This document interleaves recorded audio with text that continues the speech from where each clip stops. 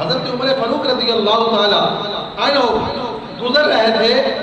تو گزرتے گزرتے 7 صحابہ کرام تھے، اس وقت عمر فاروق کے یعنی خلافت کا دور تھا، امیر المومنین ہے اور صحابہ کرام رضی اللہ تعالیٰ عنہ ساتھ ہے۔ حضرت عمر فاروق رضی اللہ تعالیٰ عنہ آپ جا رہے ہیں، جب جا رہے راستے میں ایک بوڑھی عورت، اس نے آپ کو روک لیا، جب روکا کہا کہ اے عمر، پہلے تجھے عمیر کہتے تھے، پھر تجھے لوگ عمر کہنے لگے، اب تجھے لوگ امیر المومنین کہتے ہیں۔ اے عمر خدا سے ڈرتے رہنا، اے عمر اللہ سے ڈرتے رہنا، کیونکہ اپنے اعمال پر وہی قائم رہتے ہیں جو رب سے ڈرتے ہیں، جن کا یقین ہے قیامت پر کہ قیامت آئے گی، ہمیں حساب دینا ہوگا۔ عمر فاروق اس بات کے ساتھ یعنی یہ گفتگو اس کی بڑی دھیان سے سن رہے ہیں، تو جب بات پوری ہو گئی